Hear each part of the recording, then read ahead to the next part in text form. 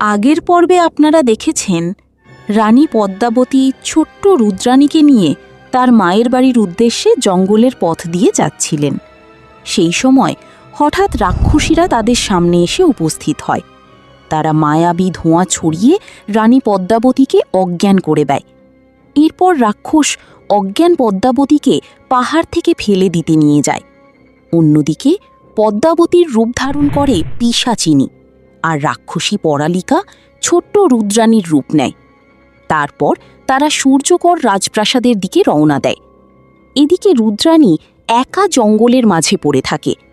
তার কান্নার আওয়াজ শুনে সেখানে আবির্ভূত হন স্বয়ং প্রকৃতি কন্যা। তার সঙ্গে পরী আসেন। সবকিছু জানার পর প্রকৃতি মা রুদ্রাণীকে রক্ষা করার সিদ্ধান্ত নেন। তিনি নিজের রূপ বদলে সাধারণ এক মহিলার ছদ্মবেশ ধারণ করেন, আর ছোট্ট রুদ্রাণীকে নিজের সন্তানের মতো মানুষ করার সিদ্ধান্ত নেন। এবার দেখুন এরপর কি হতে চলেছে। আর ছদ্মবেশে রাজপ্রাসাদে ঢুকতেই সবাই তাদের আসল পদ্মাবতী আর রুদ্রাণী ভেবেই স্বাগত জানালো।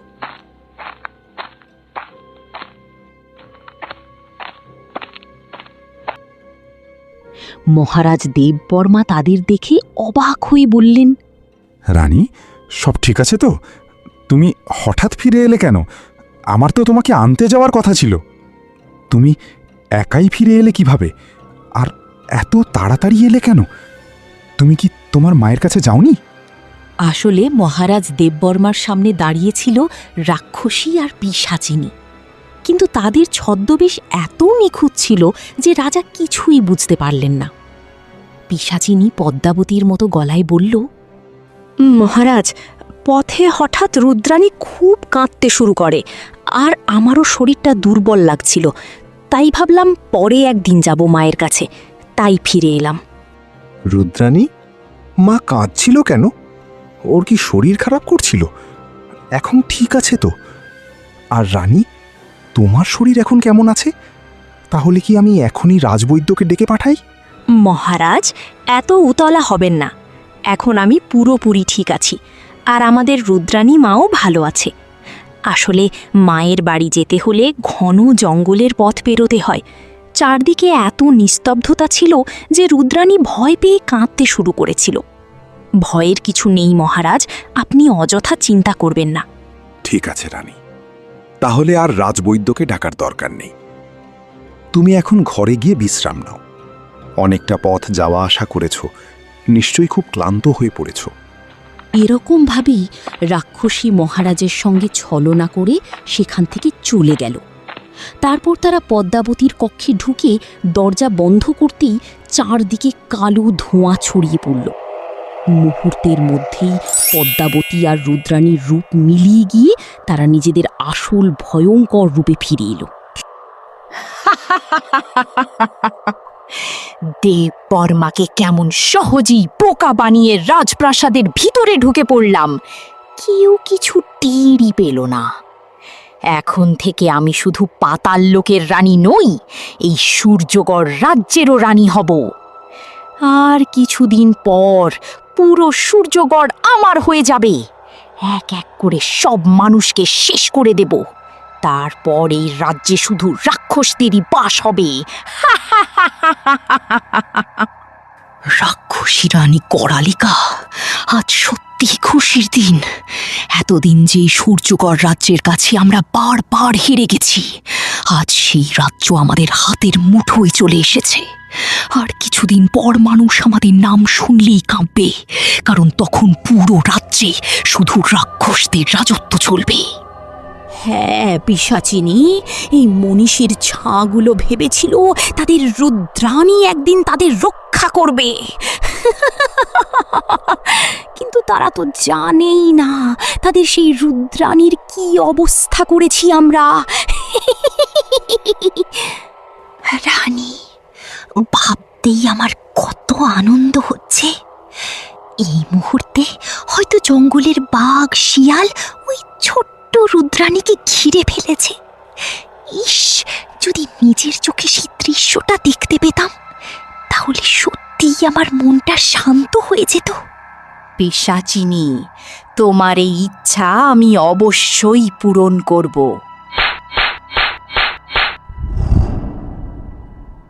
মায়াবী দর্পণ, আমাদের দেখা এই মুহূর্তে জঙ্গলের মাঝে রুদ্রাণীর কি অবস্থা।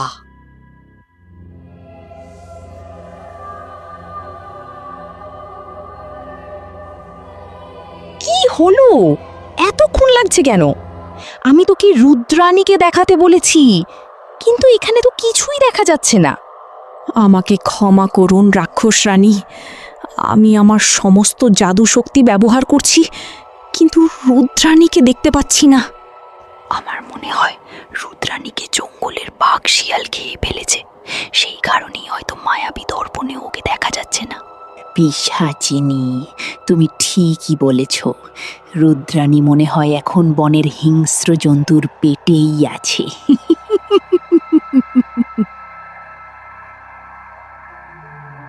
মায়াবী দর্পণে কিছুই দেখতে না পেয়ে রাক্ষসী করালিকা নিশ্চিত হয়ে যায় যে রুদ্রাণীর মৃত্যু হয়ে গেছে। সে ভাবতে থাকে এতক্ষণে হয়তো জঙ্গলের বাঘ শিয়াল তাকে খেয়ে ফেলেছে, কিন্তু সত্যিটা ছিল সম্পূর্ণ আলাদা। ছোট্ট রুদ্রাণী তখন ছিল প্রকৃতি কন্যার আশ্রয়। প্রকৃতিমার অলৌকিক শক্তি রুদ্রাণীকে এমনভাবে আড়াল করে রেখেছিল যে পাতাললোকের কোনো জাদুই তাকে দেখতে পারছিল না। তোর কোনো ভয় নেই মা, আমি তোকে আগলে রাখব। আমি তোকে নিজের মেয়ের মতো বড় করব। যতদিন না তুই বড় হচ্ছিস ততদিন তুই আমার কাছেই থাকবি। যেদিন তুই নিজের সম্পূর্ণ শক্তির অধিকারী হবি, যেদিন রাক্ষসদের বিরুদ্ধে লড়াই করার মতো শক্তি অর্জন করবি, সেদিন আমি তোকে তোর আসল পরিচয় বলবো। কিন্তু ততদিন তোর নাম হবে মল্লিকা। দেখতে দেখতে কয়েক বছর কেটে গেল। রুদ্রাণী, যার নতুন নাম এখন মল্লিকা, সে ধীরে ধীরে বড় হতে লাগল। এখন তার বয়স 8 বছর। জঙ্গলের প্রকৃতির মাঝে এসে বড় হয়েছে। বনের হরিণ, খরগোশ, পাখি, এমনকি গাছপালার সঙ্গেও তার এক অদ্ভুত বন্ধুত্ব তৈরি হয়েছে। মল্লিকা তাদের সঙ্গে খেলত, তাদের দুঃখ কষ্ট বুঝতে পারত, এমনকি পশু পাখিদের ভাষাও বুঝতে পারত। এই কারণেই পুরো বনটাই যেন ছিল তার পরিবার।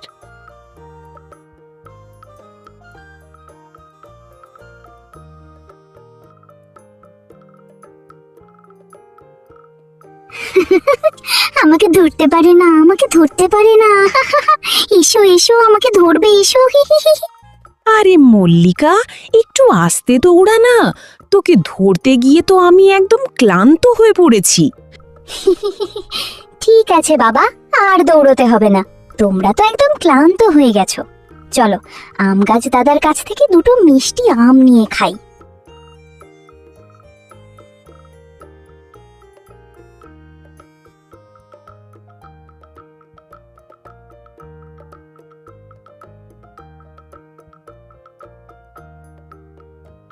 ও আম গাছ দাদা, আম গাছ দাদা, আমাদেরকে তোমার 2টো মিষ্টি মিষ্টি আম দাও না। আরে মল্লিকা, আম চাওয়ার আবার কি আছে? আমার গাছের সব ফল তো তোদের জন্যই। নে নে, যত খুশি আম নিয়ে খা।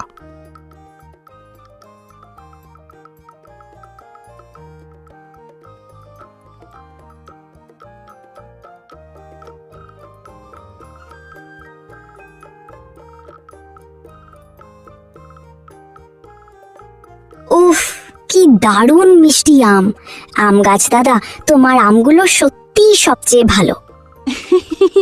কি মিষ্টি আম, মনে হচ্ছে যেন মধু খাচ্ছি। আমগুলো খেয়ে সব ক্লান্তি দূর হয়ে গেল।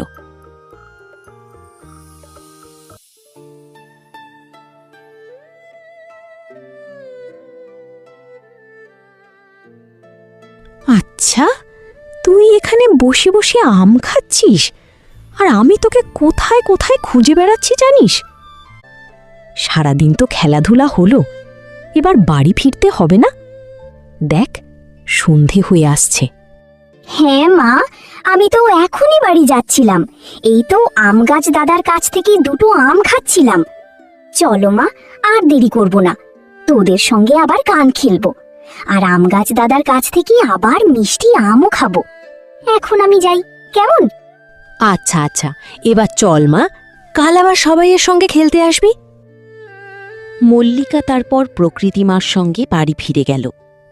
রাতের খাবার খেয়ে কিছুক্ষণের মধ্যেই সে ঘুমিয়ে পড়ল। এদিকে ধীরে ধীরে রাত কেটে সকাল হল। পাখিদের ডাক আর ঠান্ডা বাতাসে ভরে উঠল পুরো বন। ঠিক সেই সময় জঙ্গলের ভেতরে এক অচেনা কাঠুরে প্রবেশ করল।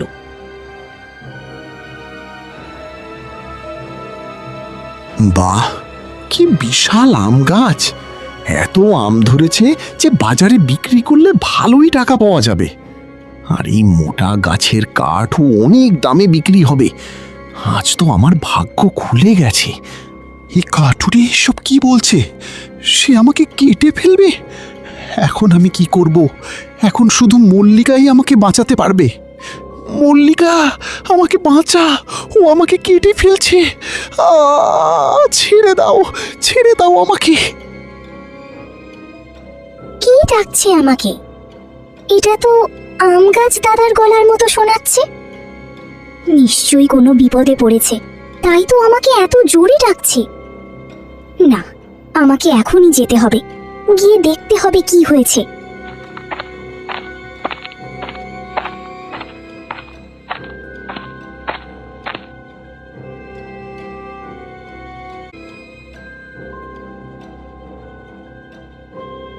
থামো, তুমি কি করছো? তুমি আমার আম গাছ দাদাকে কাটছো কেন? কেন কাটছি আবার? এই গাছের কাঠ বিক্রি করলে অনেক টাকা পাবো, আর এই আমগুলোও বাজারে বিক্রি হবে। তাই এখন সরে যা, আমাকে কাজ করতে দে। না, আমি কিছুতেই তোমাকে আমার আম গাছ দাদাকে কাটতে দেব না, কিছুতেই না। আচ্ছা, তুই আমাকে গাছ কাটতে দিবি না? তুই করবিটা কি, পুচকে একটা মেয়ে? আচ্ছা, তুমি আমার কথা শুনবে না তো? তাহলে দেখো আমি তোমার কি করি। এই কথা বলতেই মল্লিকার কপাল থেকে হঠাৎ এক অলৌকিক আলো বেরিয়ে এলো। সেই উজ্জ্বল আলো মুহূর্তের মধ্যেই কাঠুরের শরীরকে ঘিরে ফেলল। সে যেন জায়গাতেই আটকে গেল। কাঠুরে অনেক চেষ্টা করেও নিজের হাত পা নড়াতে পারছিল না। ভয়ে তার পুরো শরীর কাঁপতে লাগলো। সে কাঁপা গলায় বলল, এটা এটা আমার সঙ্গে কি হচ্ছে? আমি নিজের জায়গা থেকে নড়তে পারছি না কেন? এই মেয়ে, তুমি আমার সঙ্গে কি করলে? কেমন লাগছে এবার? খুব তো বলছিলে আমি পুচকে মেয়ে। এখন বুঝতে পারছো আমি তোমার কিছু করতে পারি কি না? হ্যাঁ, আমি আমার ভুল বুঝতে পেরেছি। আমাকে এবারের মতো ক্ষমা করে দাও। আমি আর কোনোদিন গাছ কাটবো না। এখন থেকে সবজি চাষ করেই জীবন কাটাবো। দয়া করে আমাকে ছেড়ে দাও। সত্যি বলছো তো? পরে আবার নিজের কথা বদলে ফেলবে না তো? না না, আমি মিথ্যে বলছি না। সত্যি সত্যি সত্যি, এই তিন সত্যি বলছি। কাঠুরে যখন নিজের ভুল বুঝে ক্ষমা চাইল, তখনই মল্লিকার কপালের উজ্জ্বল আলো আস্তে আস্তে মিলিয়ে গেল। মুক্ত হতেই কাঠুরে ভয়ে কাঁপতে কাঁপতে সেখান থেকে দৌড়ে পালালো। মল্লিকা, আজ তোর জন্যই আমি বেঁচে গেলাম, না হলে ওই কাঠুরে তো আমাকে কেটে ফেলতো। এখন আর আমার কোনো ভয় নেই। তুই থাকতেই বনের কেউ কোনো ক্ষতি করতে পারবে না। আমি তো শুধু তোমাকে বাঁচাতে চেয়েছিলাম, কিন্তু হঠাৎ ওই আলো এলো কিভাবে? আমার সঙ্গে এসব কি হলো আম গাছ দাদা? আমি কিছুই বুঝতে পারছি না।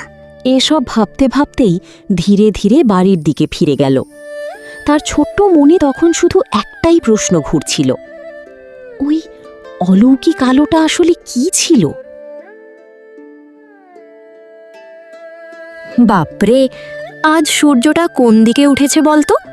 আমার মল্লিকা মাকে আজ খুঁজতে যেতে হলো না। আজ তো দেখছি খেলা ফেলে তাড়াতাড়ি বাড়ি চলে এসেছিস। যা, আগে হাত মুখ ধুয়ে আয়, আমি তোকে খেতে দিচ্ছি।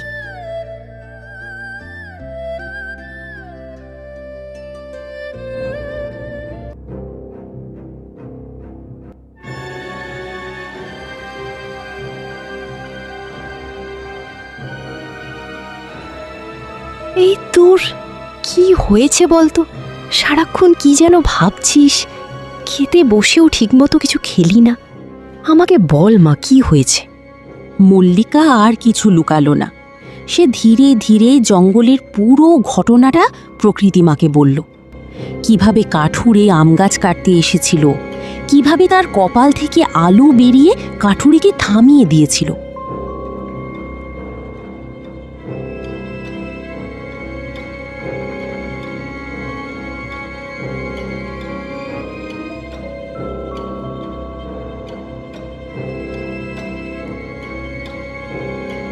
সব শুনে প্রকৃতিমা গভীর চিন্তায় পড়ে গেলেন। আরে মা, এরকম আবার হয় নাকি? এগুলো সব তোর মনের ভুল। এসব নিয়ে আর ভাবিস না। আয়, আমার কোলে মাথা রাখ, আমি তোর মাথায় হাত বুলিয়ে দিচ্ছি। চুপচাপ ঘুমিয়ে পড়, দেখবি সব ঠিক হয়ে যাবে।